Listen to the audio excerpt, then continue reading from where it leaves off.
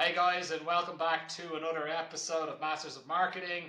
Today I'm super excited to have somebody on that's going to be talking about all things content. I have Marina. Let me try this. Let me try this and see if I get this right. Krivonossova. Did I say it right? No, I didn't. Did No. I not? No. Did you say it, please? Krivonossova. Krivonossova. So my apologies. I did apologize behind the scenes beforehand, ahead of time, to let Marina know that I would be definitely butchering that name. My apologies again. Let me give a quick update or a quick background on Marina. So Marina is the founder of her own business called Retold. She also works at a company called Follow as the head of marketing. She also has a lot of experience in content marketing, having worked at companies like Uloop as a columnist, for example. She's very passionate about bridging the gap between brand and digital success. And her company, Retold, is a B2B content marketing company, so it focuses on all things content.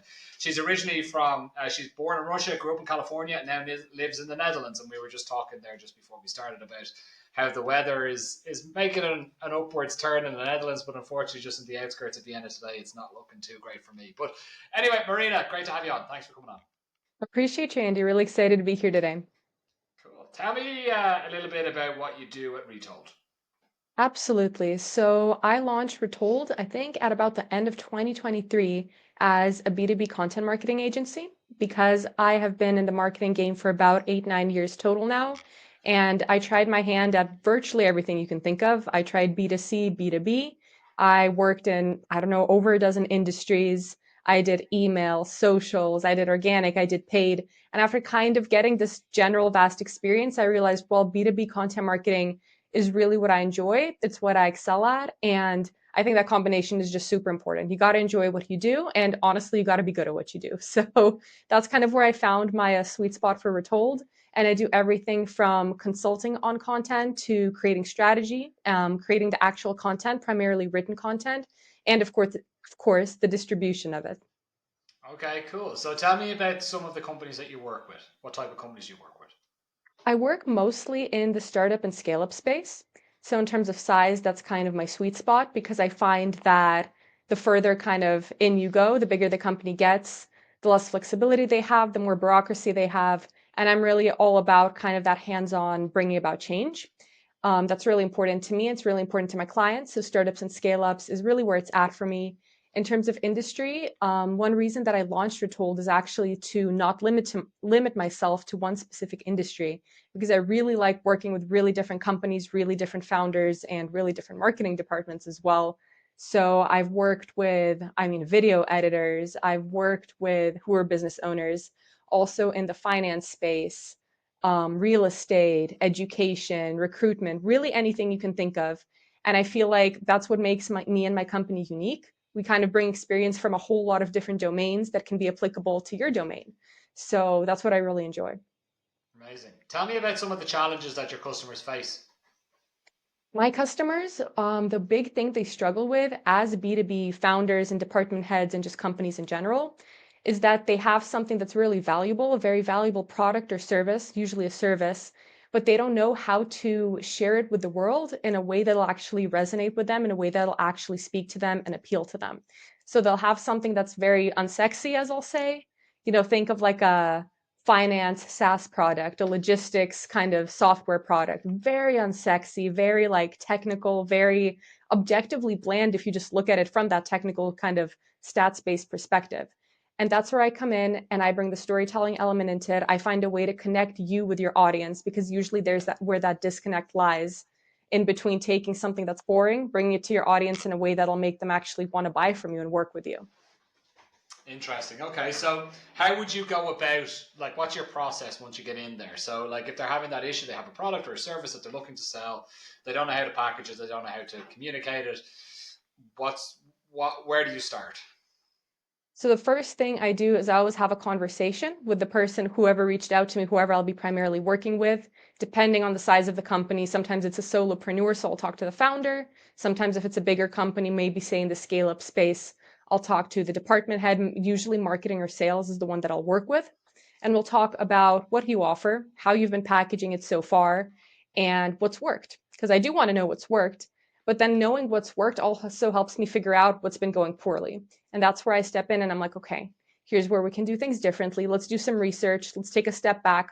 I'm always very keen on doing that kind of that background work because I know a lot of people are like, okay, let's just dive in, let's make something happen. I'm not about that. I really want to take a step back, look at the bigger picture, and research the industry, the company, the competitors, and get an idea of what I think can work well going into the future. Because I found that a lot of these companies have been burnt before by companies similar to mine who've kind of just hit the ground running and then stalled in a couple of weeks because they were like, okay, we didn't do the research. So that's a really big step for me. And only after that will we crack on and kind of figure out where do we go from there. Hitting the ground running versus doing the research is an interesting one because, especially if you're working with startups or scale ups, time is working against them, right? Yeah. So normally if you're working with founders, they want everything that like done yesterday, right? Yeah. So it's how do you deal with that personally as in your business? Well, I feel like communication is really important and also showing them that, I'm not just here to make changes happen in 6 months. So even when I say I'm here to do research, I'm here to take things kind of one step at a time. At the same time, that doesn't mean I'm just going to be sitting here and you're paying me for 6 months and you have no clue what I'm doing. So for me, transparency is really important. I'll make sure that I document everything that I do so I can actually show them, like, hey, here's what I've been up to, instead of them wondering, well, what have you even been doing? Because sometimes, you'll hear a marketer say, well, I'm researching, I'm doing background work, but they're not presenting anything tangible. Presenting something tangible is also always really important to me. And I find that founders and department heads, they really value that. They just like kind of seeing what's happening. They like being kept in the loop, and that makes them feel like progress is actually happening, which it is. But at the same time, sometimes we'll go for the low hanging fruit if that's an opportunity and say, okay, well, you want to do these 10 things yesterday. How about we do these 5 things tomorrow? And then we plan the next 5 things for the next month, but here's kind of how I think the KPIs will reflect that approach versus if we act quickly. And I'd say 80% of the time, I can succeed in convincing that of them of that working. Of course, you'll have outliers. Of course, I'll still have, people, founders who say, no, I want it done yesterday. This is too slow for me, but that's fair enough. To each their own. I just don't want to compromise the quality of the results I deliver. Fair enough. Let's talk about, you said the quality of results. Let's focus on results a little bit, right? So, one of the things, especially in the space that you're operating in, is that people want to see results and they want to see results quickly, as we just mentioned. What are results or like metrics that you're looking at when you go, like when you launch a piece of content? So it's really hard to answer from just the perspective of, what do we look for with one piece of content? It depends. It always depends. Every marketer will tell you that. But I think that the metrics that I would focus on in terms of engagement, for instance, we talk about vanity metrics a lot. I'll talk about that first. So we focus on the likes, the comments, the shares. I don't just look at the number, I always look at the quality. So I'll never be the person to tell you, oh, we posted this piece of content on LinkedIn and look, it got 300 likes, because I don't know if those are quality. If I'm ever flexing the number of likes to you, it means I looked through them and I'm saying, hey, here, look, your target audience engaged. Here's the CEO you were interested in. Here's this company you were interested in. And what you shared resonated with them. So for me, it's engagement metrics, but the quality thereof, that's super important, especially higher up in the funnel. If we're looking at a website, I always pay attention to obviously things like clicks, obviously how much time somebody spent on our website, where they're visiting on our website. But I'd say it really depends on the piece of content and whereabouts we are in the funnel. Makes sense. Makes sense. I mean, the vanity metrics is an interesting. Again, to go back to what people or what founders, CEOs, etc. are looking for, they're they're always looking to increase the business, right? And it's hard.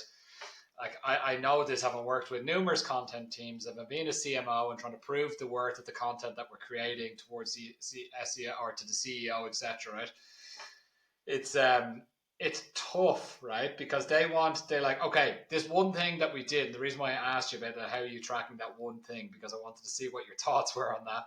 Because they said, okay, that one ebook that we did, how many opportunities did it drive of multi-million-dollar business, like, which is just never going to happen, right? Mm-hmm. I want to see what like your thinking is around how content fits into the entire customer journey, let's say. Yeah, no, absolutely. And I get that question a lot as well. They're always like, well, we made this post. How much money did it bring us? And I mean, all the marketers, like we have like a whole dark funnel of marketing that happens in the background. We don't know for sure where people came from at a certain point. It might be that they saw my LinkedIn post, they did nothing with it, and then they Googled me. And then I think, oh, well, they came from Google, but really they came from LinkedIn. So I always explain that. I always try to, again, be very transparent about how I perceive marketing. And again, in my experience, that usually works quite well. But there's always going to be someone who says, but what money does this translate to? And that's when I have to remind them, well, content as a concept isn't exclusively responsible for the money that comes into the company. That's unfortunately not how it works. There's a lot of steps involved. But that's why we track the other metrics. How are people coming into our website? Are people visiting it more? Are they clicking on the demo button? Are they registering for a demo? Things like that.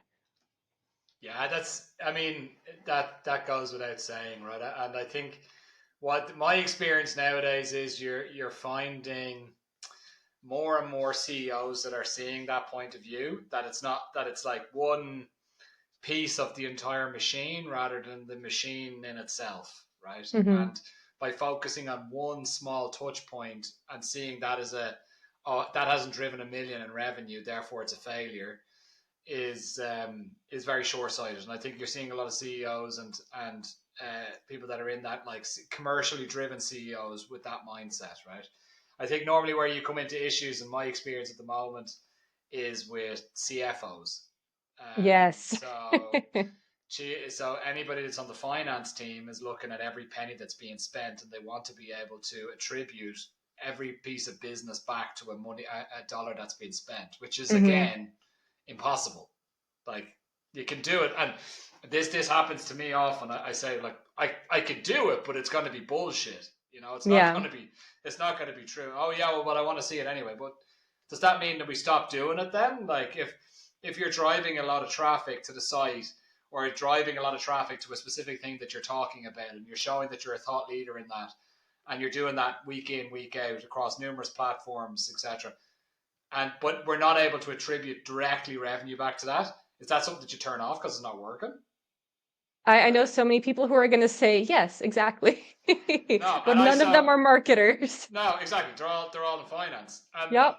I have this argument often, and I'll die on my hill over that. I don't give a shit. I'm like, this is not like, this makes no sense. So like my point of view on this, if it makes sense, if it's spreading the message in a good way of what you have to offer, if it's putting you forward as a thought leader, if it's pushing either the brand in a positive light, or someone's personal brand that's in a senior position at that company in a personal light or in a positive light, and it's driving more eyeballs onto your message and what you're looking to do from the right companies that you're looking to sell to, then how can it be a bad thing to do?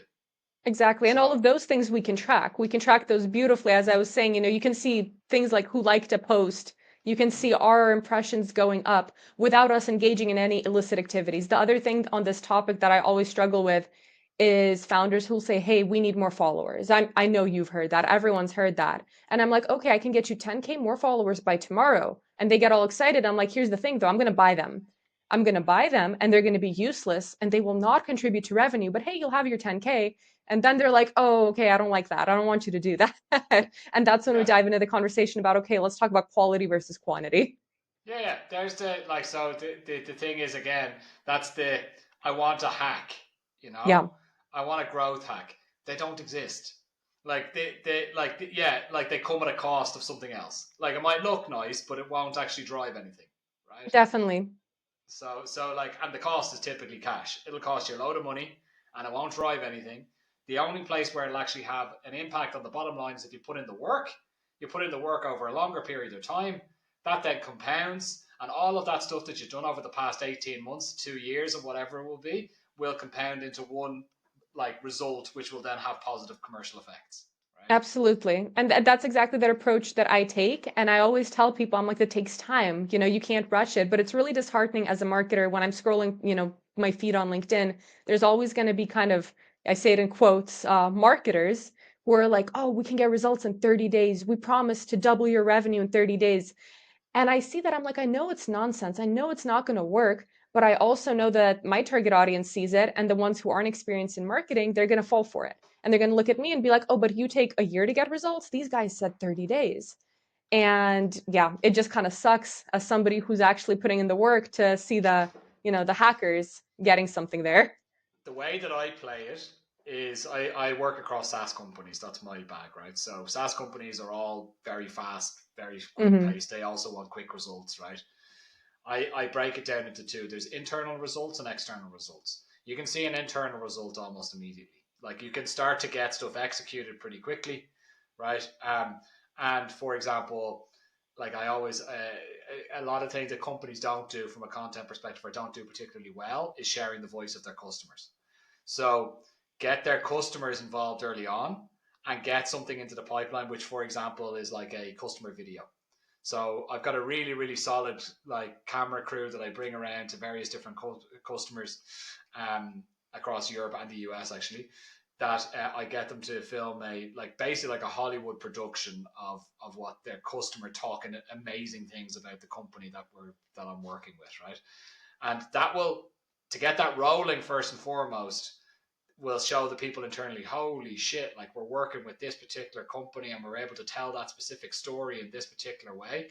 And then 3 or 4 months later, we're able to launch that video and then across numerous channels, get a ton of eyeballs on it, get a ton of impressions on it. And then that gives us our external effect. But internally, immediately, you're launching this, we're going to get the voice of our customers out there. And we're taking pictures of us talking to the customers, etc. That's like one thing to show that hey we're moving in the right direction, and that Hmm. gives internal like that gives your CEO that's got like this we need to move, we need to move, we need to move. It gives them the feeling oh stuff is happening, right? That's the important part that I find is coming in as a CMO into these organizations, right, where everything has a deadline of yesterday. You just need to be showing hey like this is what we have and this is actually our customers are telling this is a quote from a customer, right, that we just Yeah. got in a video that we shot like last week and they're like oh my god it's amazing, you know. Exactly. They just want to see what's happening. That's what I was saying before exactly. Like the transparency, the saying, hey, here's a tangible thing you can look at right now instead of waiting for me to show you something later, and that calms them down. Yeah, exactly. Let's talk a little bit about B2B, right? So you focus mostly on B2B, right? Hmm. And I think over the past couple of years there's been a bit of a renaissance when it comes to B2B marketing and how B2B companies talk and their voice and how they market, right? Um what's your opinion on this? Like B2B traditionally is very boring, but I think in the past years I think it's gotten less boring and more exciting. Like how does that translate into what you do for companies? So that's exactly what I love to do for companies. I have noticed that trend. The renaissance you mentioned is absolutely real, but at the same time, there's so many companies who are not embracing it, who are still kind of sticking to the old traditional approach of present everything with suits, present everything super formal, super traditionally corporate, and the way they see professional, and they're going to fall behind. That's exactly what I've already seen happen. That's exactly my forecast for the coming year, 2 years, 3 years, because the companies who are connecting to their customers on a human level, the ones who are speaking to their customers like people instead of, I don't know, professors or textbook authors, they're going to be the ones who actually make a real impression. And as a storyteller, that's where I come in. I take those things that are very boring, that are very corporately traditional and just blah, and I share them to a company's audience in a way that makes them think, hey, this is somebody I want to work with. This is somebody who gets me, who gets my problems, who will actually work with me on a human level instead of just presenting me all this, yeah, all these kind of little files in a really corporate way that doesn't appeal at all. Yeah, I think that's the best way of approaching it. To be honest with you, and I, I think the issue lies in that people are afraid of not looking professional. But Mm-hmm. if you go too professional, then you remove any personality from your brand. And I think the thing is that my experience is that typically people buy from people. Like they don't 100%. like stuffy, like like overly stuffy, overly corporate things, right? Unless you're selling into maybe massively overly corporate environments, then maybe they do like that. But my experience is even in that space, they're still willing to go with something that's a bit more exciting. would Yeah. be would be my experience, right? A lot of them don't even realize it. I've definitely worked with people who are, older. They're kind of more from that, as you say, stuffy corporate background. And they're like, yeah, I'm scared to make a change. I'm scared to do something different. I want to stick to our roots. And I'm like, tell me about the companies you buy from. And 90% of the time, the companies they mention, I'm like, well, those aren't stuffy corporate. And they're like, oh, well, when you put it that way, and I'm like, yeah, you don't even think about it. You think that people are going to want to buy from this kind of, I don't know, polished, professional looking image, but even you don't do it. So why would they? Yeah, precisely, precisely. All right, well, hey, look, Marina, we're just up on time now. Thank you so much for the chat. Where can people find you? You can find me at my website, retoldmarketing.com. Contact me via the forum or very easily just shoot me a DM on LinkedIn, Marina Krivonossova. I always respond. Perfect. Marina, we'll make sure that everything's shared in the description of the episode. Much appreciated. And hey, thanks for coming on. Appreciate it. Thanks. Sure. Guys, this has been another episode of Masters of Marketing. Tune in next week for more great content. Thanks, Marina.